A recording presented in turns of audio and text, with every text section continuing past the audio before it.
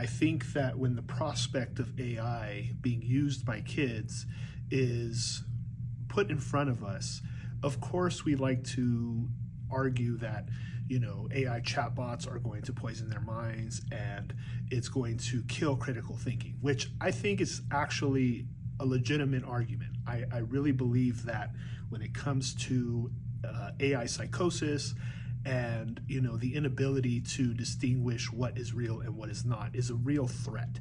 However, in terms of AI's helpfulness, I really think we need to evaluate just how much it's going to help us. I'm not saying it's going to be just an ultimate positive for society, but I think as a tool, and just another means to using technology to help us along with work and to help children along with learning.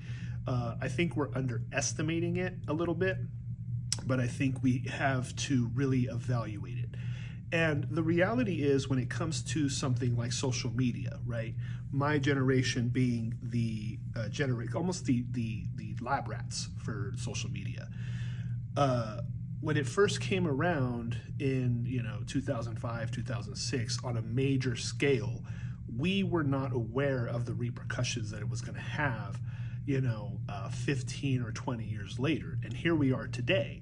So I'm really glad that we see a lot of schools and a lot of adults just really being cautious with AI around anybody under the age of 18. And honestly, it really should be under the age of 25.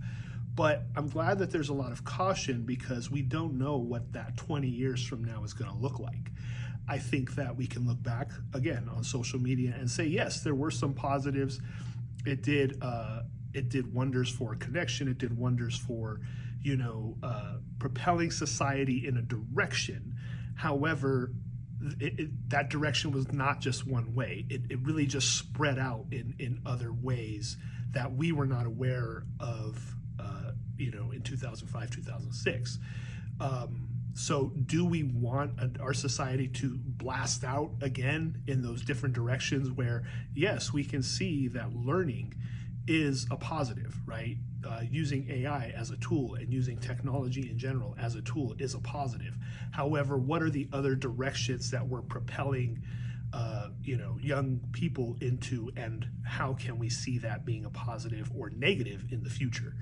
These are just some loose thoughts I have about AI and technology. If you would like to join the conversation, please leave a comment below and consider joining my Substack at devramos.io. Thank you so much for watching.